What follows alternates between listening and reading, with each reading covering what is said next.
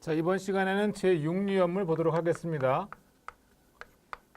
자, 제6류위험물의 위험물 안전관리법상 성질은 산화성 액체가 되겠습니다. 자, 산화성 액체란 얘기는 산화 반응이 다 끝난 액체만 모아놓은 거니까 당연히 불연성이 되겠고요. 연소하지 않습니다. 자, 그리고 6류위험물은 1등급 군으로서 300kg, 분명히 많지는 않아요. 특히 이제 6류위험물은 전부 다 1등급이고 300kg이기 때문에 분명히 몇 개 되지 않더라도 반복적으로 출제가 되고 있는 부분입니다. 특히 이 중에서 이제 과산화수소 저장 방법이라든가 또는 질산의 열분해 반응식, 그 다음에 질산의 크산토 프로테인 반응하고 부동태 반응에 대해서는 반드시 기억해 둬야 돼요. 자, 우선 이 중에 과염소산이라고 하는 게 있어요. HClO4.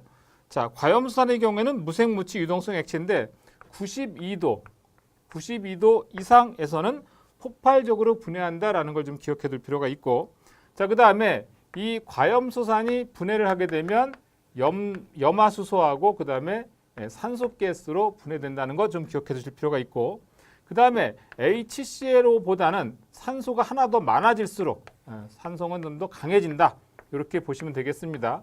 자, 그래서 HClO4가 가장 산성이 크다고 보시면 되겠고요. 자, 그 다음에 두 번째 나오는 게 이제 과산화수소인데 H2O2. 이 경우는 아마 여러분들이 좀 많이 귀에 익을 거예요. 우리 약국에 가면 소독약으로 파는 게 과산화수소죠. 자, 거기서 파는 거는 주로 2, 3%를 말하는 건데, 위험물 안전관리법에서 말하는 과산화수소는 36 웨이트 퍼센트 이상인 것만 위험물로 보는 거예요. 요건 반드시 기억해 둘 필요가 있습니다. 자, 그래서 과산화수소 같은 경우는 특히나 만약에 60% 이상의 농도다. 60% 이상의 농도에서는 폭발, 단독으로도 폭발이 가능하다. 그리고 특히 중요한 게 뭐냐면 이 과산화수소는 분해 방지용. 자, 이게 중요해요.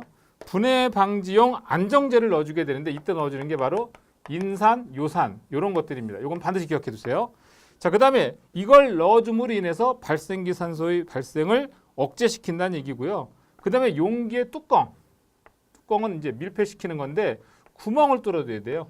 구멍. 왜냐하면 금방 말씀드린 것처럼 이런 발생기 산소가 저절로 발생해서 물리적 폭발이 가능하기 때문에 이 경우에는 구멍이 뚫린 마개를 사용한다는 얘기고, 이 과산화수소는 분해하게 되면 이 H2O2가 이 H2O 수증기하고 산소가스 발생, 이렇게 분해 반응식까지 같이 기억하도록 합니다.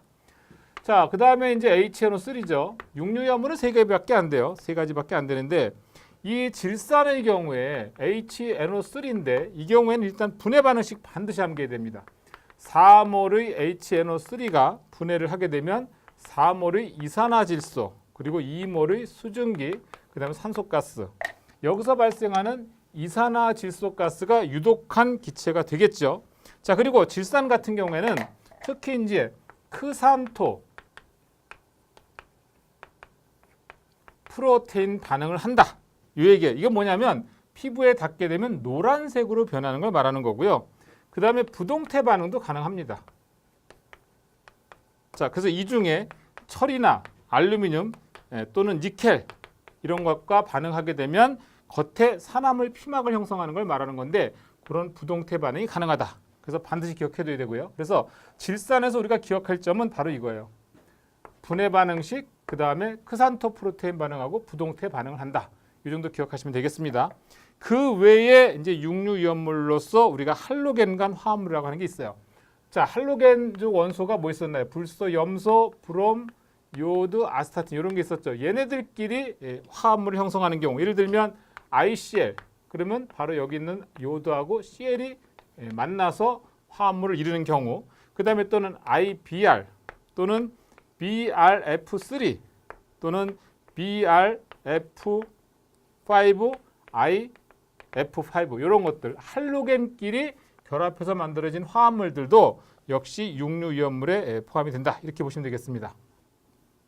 이 6류위험물들은 제가 서두에도 말씀드렸지만 산화 반응이 다 끝난 액체만 모아놓은 거라고 했죠. 당연히 불연성입니다. 그러니까 타지 않겠죠. 그리고 또 부식성이 있어요.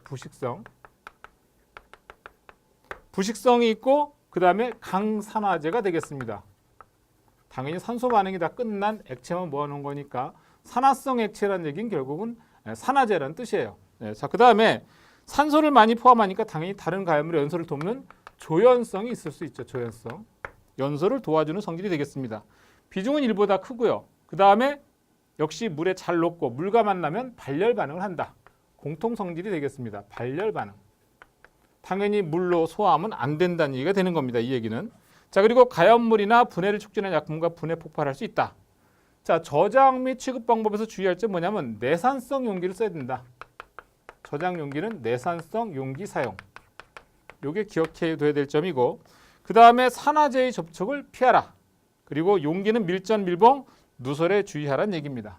특히 이제 우리가 아까 기억해 둬야 될 점 뭐냐면 아까 H2O2 같은 경우에는 36 웨이트 퍼센트 이상이라는 게 이게 굉장히 중요한 얘기고요. 그 다음에 질산에서는 비중이 1.49 이상의 것만 우리가 위험물로서 본다는 얘기죠. 이건 반드시 암기하셔야 돼요. 자, 그 다음에 이 육류위험물은 아까도 말씀드린 것처럼 불연성 물질에 타지 않는 물질입니다. 당연히 소화 방법이 있을 수 없죠.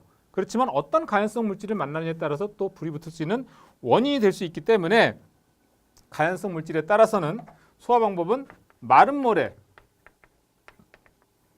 또는 분말 소화약제 가지고 끌 수가 있습니다. 자, 이렇게 소화한다는 거 기억해 두시고요. 그 다음에 이제 하나 이제 추가로 상식이라기보다 우리가 좀 알아둘 필요가 있는데 이 황산이라고 하는 게 예전에는 위험물로 분류가 됐었습니다. 하지만 지금에 와서는 위험물 안전관리법상 위험물에는 해당되지 않습니다. 그러니까 이건 좀 기억해 둘 필요가 있어요. 그래서 육류위험물 하면 과염소산, 그 다음에 과산화수소, 그리고 질산 요 세 가지 요거 외에 할로겐과 함물 여기까지만 기억하시면 되겠습니다.